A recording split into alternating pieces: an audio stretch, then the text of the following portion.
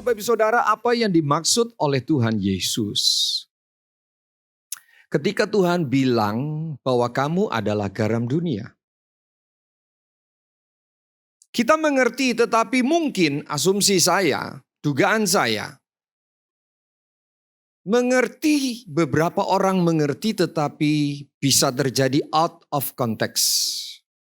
Ini penting. Kita mengerti apa yang Tuhan Yesus katakan mesti kontekstualnya apa. Supaya ketika kita mengaplikasikannya kita tidak miss. Atau kita berasumsi sudah melakukan padahal sama sekali belum. Kenapa? Enggak sesuai dengan apa yang Tuhan maksud ketika Tuhan bilang kamu adalah garam dunia. Kita semua tahu Bapak Gembala Pak Timotius Arifin tadi udah menjelaskan fungsi dan hakikat daripada garam. Jadi garam bukan hanya punya fungsi, tetapi hakikat atau esensi daripada garam itu sendiri. Kita semua tahu garam bisa mengawetkan makanan supaya tidak gampang membusuk. Kita semua tahu garam memunculkan cita rasa. Kita semua tahu garam juga berfungsi sebagai pengobatan. Di zaman kuno, orang-orang di Timur Tengah biasa melakukan itu. Bahkan para petani memberikan tanah mereka dicampur dengan garam supaya subur. Garam luar biasa. Dulu belum ada kulkas atau freezer, mereka gunakan garam untuk mengawetkan makanan. Dan sudah diuraikan tadi oleh Bapak Gembala, Bapak Timotius Arifin, Gembala Senior. Dan sekarang kita akan belajar lebih dalam Bapak Ibu sekalian. Sebuah frase yang kadang-kadang kita orang Indonesia kalau tidak tahu konteksnya, kita menjadi agak sedikit bingung dan mencoba menafsirkan dengan asumsi-asumsi dan paradigma kita yang mungkin kita dapat dari sejak kecil dalam lingkup yang tidak sesuai dengan konteks Alkitab. Mari kita baca ayat itu. Hari ini kita akan bicara tentang garam dunia. The salt of the earth. Mari buka Injil Matius pasal 5 ayat 13. Kamu adalah garam dunia. Jika garam itu menjadi tawar, ini yang sedikit menjadi pemikiran kita, kontroversi kadang-kadang bagi kita yang tidak mendalami arti kata maksud yang Tuhan bilang. Jika garam itu menjadi tawar, dengan apakah ia diasinkan? Tidak ada lagi gunanya selain dibuang dan diinjak orang. Bapak Ibu Saudara yang dikasih oleh Tuhan, biarkan muncul ayat ini. Ayat 13 ini kita tidak bisa baca sebagai ayat yang berdiri sendiri. Nah ini penting. Ya, ayat 13 ini tidak berdiri sendiri di antara ayat-ayat yang lain. No. Nanti saya akan bawa saudara mengerti konteks ayat ini. Sekaligus juga ya epistemologi daripada ayat ini atau harfiah leksikal daripada ayat ini seperti apa. Bapak Ibu sekalian, bisa minta tolong perhatikan ayat yang sebelumnya dari ayat 13. Yaitu ayat 12. Ayat 12 bilang begini. Bersukacitalah dan bergembiralah karena upahmu besar di sorga. Sebab demikian juga telah dianiaya nabi-nabi yang sebelum kamu. Bagian pertama ini dari ayat ini saya ingin mengajak saudara melihat konteks ayat. Bahaya atau mungkin tidak akan berguna khotbah sedalam apapun rasanya sangat mengungkap rahasia firman tetapi out of context. Sekali lagi Bapak Ibu sekalian, ayat 13 tentang garam itu tidak berdiri sendiri.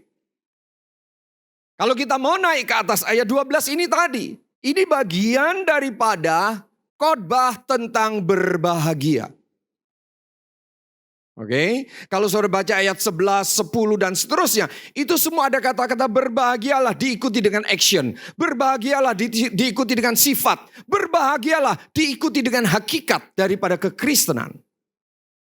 Jadi, kalau orang-orang Kristen tidak hidup dengan hakikat yang benar, orang-orang Kristen tidak menjalani fungsi yang benar, seperti pada ayat 12, 11, 10, dan seterusnya, maka Bapak Ibu sekalian, sekali lagi, kalau kita orang Kristen tidak hidup sesuai dengan hakikat kita, tidak sesuai dengan esensi kita, dan kita tidak berfungsi sebagaimana seharusnya dalam khotbah-khotbah Yesus tentang berbahagia, maka sorry to say, kita tidak akan pernah bisa jadi garam yang mengasinkan orang lain. Itu konteksnya.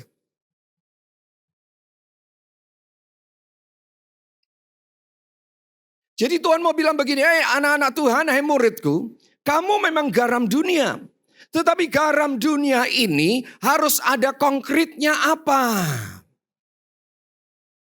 Jadi setelah Tuhan berkhotbah tentang berbahagialah kamu bahkan miskin di hadapan Allah, menderita karena kebenaran. Lalu Tuhan masuk kepada kamu adalah garam dunia. Coba lihat ayat 16, konteks ayat ini. Sekali lagi tidak hanya berdiri sendiri ayat 13 tentang kamu adalah garam dunia. Ayat 16 bilang begini, hendaklah terangmu bercahaya di depan orang, supaya mereka melihat perbuatanmu yang baik dan memuliakan Bapamu yang di sorga. Artinya garam dan terang itu tidak bisa terpisah. Ini sebuah metafora yang berbeda, makna sama. Tuhan menggunakan garam, Tuhan juga menggunakan terang. Dan terang dan garam itu kalau cuma diucapkan saya garam dunia, saya terang dunia, itu terlalu abstrak. Sulit untuk diterjemahkan dalam bentuk konkretnya apa. Kecuali, ini penting, kecuali Anda memunculkan sifat-sifat seperti yang Tuhan khotbahkan di atas bukit. Dari ayat 12 naik 11, 10 dan seterusnya. Itu baru konkret. Katakan konkret. Gitu. Loh, garam dunia itu seperti apa? Menderita karena kebenaran. Jadi kalau lihat orang susah, lihat orang mengalami penderitaan, kita ini sedih. Sedih, bukannya malah seneng. Malah gini, kapok. Tahu berasa lu, nggak rajin ke gereja. Bukan, orang yang nggak rajin ke gereja susah, malah dikunjungi, menderita karena kebenaran. Jadi sebenarnya Bapak Ibu sekalian, ketika Tuhan bicara bahwa kamu adalah garam dunia, itu bukan jadilah garam, bukan. Ketika Tuhan bilang kamu adalah garam dunia, itu artinya kamu memang garam. Beda kalau kalimat berkata jadilah garam dunia dengan kamu adalah garam. Kalau kamu adalah garam itu hakikat. Di mana-mana pun kita berada, kita jadi garam. Karena memang kita punya sifat seperti, punya hakikat seperti, punya natur ilahi seperti garam. Jadi kalau ini adalah hakikat, harusnya orang Kristen tidak bisa tidak. Ini sebuah keniscayaan. Dimanapun kita berada, kita harus jadi impact bagi orang lain. Kita bisa menginfluence orang lain. Oh Pak, saya kerja di lingkungan kantor yang semua pada korup. Karena kamu garam, kamu tidak akan ikut-ikutan. Pak, saya hidup di lingkungan anak-anak muda yang suka dugem. Karena kamu garam, kamu tidak akan jadi ikut seperti mereka. Bapak Ibu sekalian, jadi kalau kita mau merealisasikan kamu adalah garam, maka kita harus melakukan apa yang Tuhan minta seperti yang Dia khotbahkan. Kamu harus berani menderita karena kebenaran, miskin di hadapan Allah, dan membawa damai dan lain sebagainya. Tanpa itu, kata-kata garam menjadi hanya sebuah slogan. Mari kita telaah lebih dalam, kita masuk pada bagian kedua setelah kita bicara konteks ayat. Kita lihat mengenai garam itu sendiri. Next, ayat 13 saya akan baca lagi. Kamu adalah garam dunia.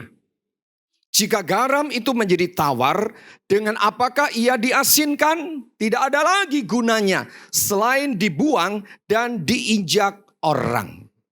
Zaman dulu para petani di Timur Tengah, di Palestina, itu menggunakan garam untuk memupuki tanahnya, pertaniannya. Dan diambil dari laut mati. Dan garam itu nampak garam yang asin. Tetapi berjalan dengan waktu kena hujan, kena guyuran air. Maka yang nampaknya seperti garam itu menghilang.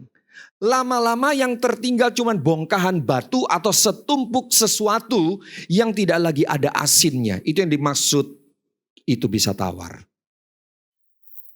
Dan itu yang dimaksud diinjak orang. Nggak ada gunanya. Kalau ketika masih asin dihargai. Karena punya efek, punya manfaat bagi tanah petani. Tapi dengan berjalan waktu kena hujan, kena gerus air, kimia-kimia yang lain tergerus kena air, maka hanya tersisa sebongkah tumpukan nothing. Nggak ada artinya, diinjak-injak. Itu yang dimaksud garam itu bisa menjadi tawar. Bukan garam di dapurnya panjenengan, Bapak Ibu, bukan. Ya, garam di dapur kita asin terus. Gitu. Ya, jadi kekristenan yang tidak punya eksistensi, kekristenan yang tidak paham hakikatnya, dia bisa tergerus tuh. Dalam pergaulan, dalam komunitas. Harusnya kita berani masuk ke dalam komunitas yang gelap jadi terang. Yang punya potensi busuk menjadi pulih dan sehat. Karena ada garam. Bapak Ibu sekalian, pada zaman Tuhan Yesus, para murid sangat paham tentang fungsi garam. Mereka sangat paham, mereka gak usah dijelaskan kayak kita berupaya mencari apa maksud khotbah Tuhan Yesus. Mereka sudah paham. Garam dunia yang Tuhan maksudkan adalah identitasmu. Dan bukan hanya identitas, kualitasmu. Kalau Anda beli barang sesuatu yang Anda belum kenal, Anda berpikir tentang dua hal. Mereknya apa, kualitasnya seperti apa. Mereknya itu hakikatnya. Kualitas itu apa yang diproduksi lewat apa yang saudara harapkan dari sebuah merek sesuatu itu. Kita adalah garam, itu identitas kita. Tapi kualitasnya bagaimana? Nah, saudara mesti wujudkan sebagai warga kerajaan Allah, kita harus punya peran garam. Kita harus punya peran positif. Ketika orang mulai suka gosip, kita jadi handremnya. Amin. Bukan malah jadi remblongnya. Repot ini. Ya, kita dengar teman kita jelek-jelekkan teman satu gereja, kita harus jadi pemadam kebakarannya, bukan tukang obong-obong. Oh iya, memang taci itu, taci enggak tahu ya, tak tambah yo. Gila enggak itu? Bukan begitu. Nah, Bapak Ibu sekalian, Tuhan ingin mereka berperan di dalam dunia. Makanya Tuhan bilang, kamu garam dunia. Tuhan ingin mereka jangan sampai tawar. Supaya apa? Hakikat mereka dirasakan dan mereka bermanfaat bagi lingkungan. Di GBI Rock tahun ini Pak Anton Kingdom Influence. Kami di GBI Shalom Kingdom Mentality. Tema tahun 2024. Khotbahnya hampir sama Pak. Saya teriaknya juga hampir sama. Cuman ini agak lirih sedikit. Karena belum terlalu kenal. Nek wis kenal, nah diundang lagi. Pak Antonnya mau, jemaatnya belum tentu mau. Dengar baik-baik. Bapak Ibu Saudara, kekristenan ketika kita bicara garam dunia dan jangan sampai tawar, dengar kalimat ini, kekristenan bukan tentang aktivitas. Bagaimana beragama, tetapi kekristenan tentang kualitas beragama. Saya ulangi, kekristenan tidak tentang bagaimana aktivitas beragama, tapi kekristenan bicara bagaimana kualitas beragama. agama. Artinya di gereja A, di luar gereja juga A. Di luar gereja B, di dalam gereja juga B. Karena apa? Sama punya integritas. Amin. Jangan kita jadi Kristen, hamba Tuhan, diaken, pelayan Tuhan, entah pemusik, entah multimedia, entah usher, di dalam gereja A, di luar gereja B. Kalau di dalam gereja pagi, IR 123, tahu, sorenya tempe. Itu namanya mental tahu tempe, Bapak Ibu. Bunglon. Saya ini sebenarnya tergantung. Tergantung apa? Tergantung lingkungan. Itu kan parah, saudara. Saya mau kasih saudara informasi penting. Kita ini harus jadi Kristen termostat. Bilang termostat. Termostat itu apa? Mengkondisikan ruangan. Kalau kita mau jadi termostat, kita yang mempengaruhi ruangan. AC ini akan berhenti AC ini mau ikut ya. AC ini akan berhenti kalau ruangan ini dirasa cukup temperaturnya, lalu dia off. Lalu dia akan jalan lagi kalau dia detect anginnya atau udaranya mulai agak sumuk. Dia jalan lagi. Itu namanya termostat. Anda dan saya harus jadi Kristen termostat, mempengaruhi sekitar. Yang parahnya Pak, Kristen banyak jadi termometer. Lingkungan kayak apa, dikempit sama kelek, jadi dia begitu. Susah ini Kristen termometer ini. Saya dan saudara harus jadi Kristen termostat. Amin. Mempengaruhi lingkungan. Mempengaruhi sekitarnya. Maka Tuhan bilang kamu itu garam. Yang busuk bisa tidak busuk. Yang tidak ada cita rasa menjadi enak sekali dirasakan. Yang tidak berguna menjadi ada manfaat. Garam itu menolong banyak aspek. Kekasih Tuhan dengar baik-baik. Dunia tidak butuh promosi tentang Yesus dan kekristenan. Dunia butuh bukti. Amin. Dunia tidak butuh flyer saudara. Dunia butuh action saudara. Anda mau promosikan Yesus baik. Tapi lek sing ngomong jahatnya minta ampun. Sorry to say. Yang disalah-salah no Tuhan Yesus. Pantesan orang berjenggot rambut gondrong disembah. Kan dienyek Tuhan kita. Gara-gara apa? Gara-gara kita. Mungkin bukan yang di sini. Di sini semua bagus semua. Yang di luar sana. Yang tadi di luar sekarang masuk. Sorry ya, jangan tersinggung ya. Cuman bergurau saja. Bapak Ibu sekalian, kalau kekristenan hanya agama, maka jangan salahkan dunia. Kalau kekristenan cuman agama, jangan salahkan dunia. Kenapa? Tanpa dunia mempengaruhi kita, kita sendiri pun bisa tawar dengan kekristenan. Saya ulangi. Kalau Bapak Ibu sekalian ya tidak sungguh-sungguh menjadi Kristen yang sejati, hanya sekedar menjadi agama, dunia nggak usah merusak kekristenan kita. Kita sendiri akan tawar dengan kekristenan kita karena kita sekedar beragama. Siapa di sini yang pernah dengar? Di tengah kebaktian KKR hamba Tuhan berkhotbah, itu suami istri dilawat Tuhan, disuruh berdoa bergandengan tangan. Pernah dengar gak cerita ini? Lalu pulang kebaktian IR2 seperti sekarang, masuk ke mobil gara-gara uang parkir, bertengkar lagi Bapak Ibu. Rupanya dia perlu masuk IR3.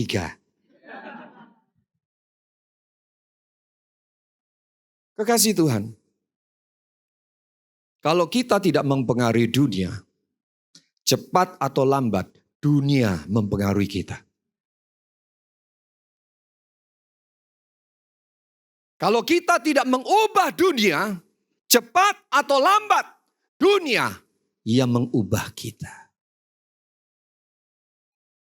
Kalau kita tidak menggarami dunia, cepat atau lambat, dunia yang membuat hidup kita kehilangan manfaat. Jadi siang hari ini kita belajar tentang kamu adalah garam. Yang pertama kita tahu konteksnya. itu nggak berdiri sendiri ayat 13. Ada dalam kaitannya dengan ayat 12, 11, 10 dan seterusnya. Khotbah Yesus berbahagia dengan diikuti action nyata, manfaat, hakikat dan sifat, baru kamu bisa jadi garam. Dan garam itu juga diikuti dengan ayat-ayat lain di bawahnya termasuk ayat 16. Apa itu? Harus jadi manfaat konkret bagi orang lain. Kekasih Tuhan, Tuhan mau kita tetap punya pengaruh di kondisi apapun. Saya berdoa pekerjaan saudara jadi berkat bagi banyak orang. Saya berdoa usaha rumah tangga saudara jadi berkat bagi banyak orang. Saya berdoa anak-anak muda yang sedang studi entah kuliah ataupun mengambil kesarjanaan yang lain. Hidupmu jadi berkat bagi banyak orang. Saya berdoa untuk para wanita. Di sini banyak wanita. Memang wanita selalu banyak di mana-mana Bapak Ibu. Termasuk di ruangan konseling saya. Saya berharap para wanita juga jadi berkat bagi banyak orang. Istri saya tidak bisa ikut Pak Antonius, dia melayani di Youth jam 10. Saya selalu berkata begini, saya bersyukur Tuhan beri saya istri, saya tidak diizinkan Tuhan memilih tahun 1987. Tuhan tidak izinkan saya memilih. Tuhan bicara kepada saya 3 kali. 2 kali lewat mimpi, 1 kali lewat audible, langsung saya dengar. Dan tadinya saya ragu, tetapi semakin kesini saya bersyukur. Salah satu ciri istri saya, beberapa ibu-ibu mungkin tahu dengan istri saya ya. Dia itu seorang yang sulit marah, kalaupun marah sambil tersenyum. Langka Bapak Ibu, limited edition itu. Ya, orang bisa marah sambil tersenyum, itu limited edition. Tidak terproduksi lagi Bapak Ibu. Dan saya bersyukur selama hidup dalam pernikahan sampai hari ini masuk tahun ke-31. Saya bersyukur Tuhan memberi saya hati yang bahagia. Kenapa? Bukan karena banyak harta. Karena istri yang tidak pernah merongrong. Tidak pernah sekalipun kata-kata pedas menyakiti hati saya. Dan saya bersyukur itu. Lalu kalau saudara tanya bagaimana dengan bapak terhadap istri? Wes nanti aja itu. Nanti aja kita bahas itu ya. Di lobi saja kita ngobrol. Saya mau bilang kepada saudara, kualitas garam itu harus dirasakan. Sebelum saya masuk pada bagian penutup, saya mau saudara dengar begini. Kualitas garam itu dihasilkan dari apa? Dengarkan baik-baik ya. God relation produce good relation. Kalau relasimu dengan Tuhan baik, maka relasimu dengan orang lain pasti baik.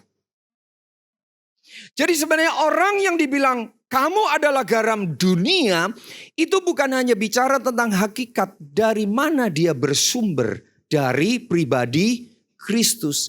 God relation produce good relation. Kalau hubungan kita dengan Tuhan beres, dengan orang lain beres. Sekali-sekali agak konslet, nyelesaikannya gampang. Amin. Aduh, kalau orang Kristen sudah konslet, saya ini jadi gembala sudah jalan lebih dari 32 tahun Bapak Ibu. Di Denpasar, belum lagi di Jakarta 5 tahun, di Surabaya. Jadi total lebih dari 50% usia saya menggembalakan. Udah kenyang mendamaikan orang. Kenyang dari yang gampang damai sampai saya yang menyerah gak bisa mendamaikan. Lalu saudara boleh tanya, Pak Pendeta, berarti Bapak mendamaikan banyak orang yang tidak kenal Tuhan? Enggak.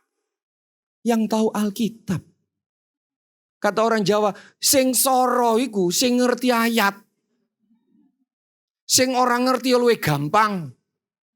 Yang sulit itu yang ngerti ayat. Yang enggak ngerti ayat lebih mudah Bapak Ibu. Jadi kalau Bapak Ibu Saudara ingin praktekkan kebenaran ini, maka yang enggak bisa lain. Kita harus punya God relation.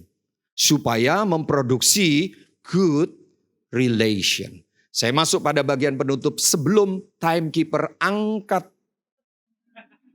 Kolose 4 ayat 6. Tadi udah dikutip oleh Bapak Gembala Senior Pak Arifin. Kolose 4 ayat 6. Saya akan sebutkan ayat ini, ucapkan saya ayat ini. Dan saya akan coba kupas sedikit. Hendaklah kata-katamu senantiasa penuh kasih, jangan hambar. Ini Lembaga Alkitab Indonesia terjemahan baru atau terjemahan yang kita pegang ini atau di Alkitab elektronik saudara. Sehingga kamu tahu bagaimana harus memberi jawab kepada setiap orang. Tetapi yang terjemahan baru ini bolehlah sekali-sekali dikompilasi dengan LAI terjemahan lama di bawah ini. Terjemahan lama bilang begini, hendaklah senantiasa perkataanmu itu berkat, dimasinkan dengan langsung. Jelas. Jadi omongan yang jadi berkat itu adalah omongan sebagai seorang yang menggarami. Kalau saudara ngomong orang damai sejahtera enggak? Kalau saudara rapatnya tenang sampai selesai enggak? Atau meja sudah terbalik 30 menit sebelum rapat? Lalu saya ngomong kepada anak-anak dewasa muda beberapa hari yang lalu. Coba detek. Kalau Anda punya relasi yang bagus dengan orang lain, coba tanya. Apakah orang kalau kenal saya dalam jangka waktu lama, dia merasa bahagia atau mau bunuh diri? Nyesel. Kenal sama kamu, lo tahu gitu aku gak kenal. Kalau gak kenal, lebih baik nggak tahu, lebih baik nggak kenal. Tetapi yang jadi masalah ibu bapak, yang jadi masalah adalah, ini anak-anak muda yang belum menikah nih, saya lihat ada beberapa anak-anak muda ya. Lebih baik kamu memilih pasangan hidup terlat daripada cepat-cepat tetapi menyesal. Lalu ada anak muda bilang gini, Om usiaku sudah 30 tahun, 30 tahun gocap aja masih laku.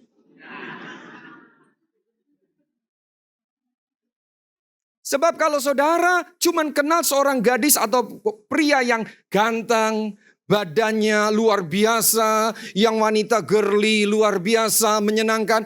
Hanya dalam waktu sebulan 2 bulan kau bisa tertipu. Makanya tanya, kalau orang kenal saya lebih lama, orang merasa beruntung atau ingin bunuh diri? Saya bicara konteks apa ini? Konteks married.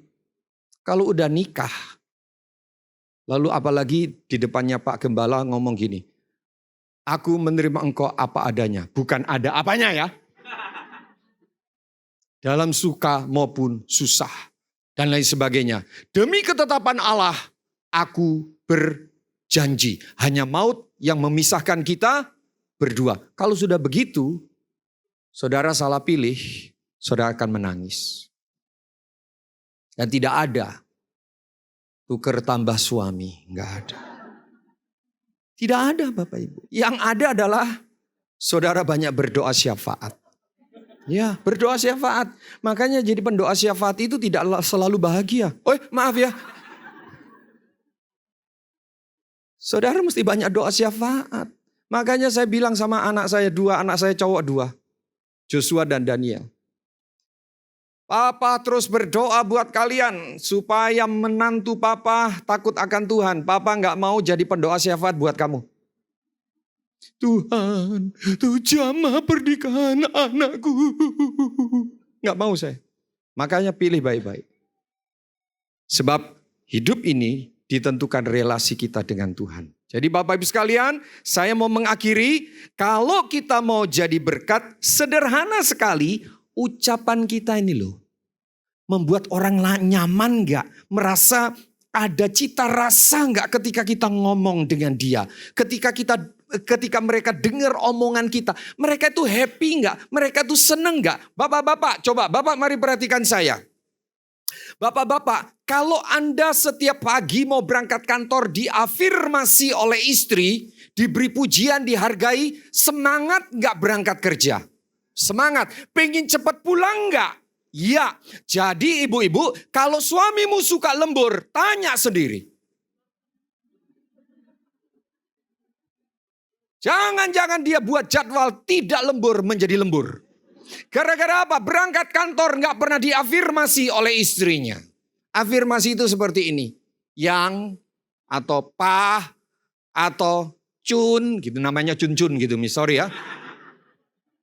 Bilang gini, yang kerja ya, walaupun penghasilanmu tidak banyak. Tetapi yang penting, kau selalu pulang ke rumah. Itu Itu kerjanya semangat Bapak Ibu. Jangan ibu-ibu bilang gini, Jun berangkat deh. Lu jangan pulang ya kalau nggak ada penghasilan. Yalah, nggak pulang sungguhan tuh si Jun tuh. Bahaya tuh, sorry yang namanya mirip ya. Jadi Bapak Ibu sekalian, garam itu harus keluar, harus dirasakan. Saudara harus lihat istrimu, suamimu, anakmu bersyukur apa tidak. Karena engkau adalah garam dunia. Orang Yunani bilang garam itu adalah grace. Rahmat. Jadi garam itu adalah berkat. Jadi kalau Tuhan bilang hari ini kamu adalah garam dunia, itu betul. Kita harus jadi berkat.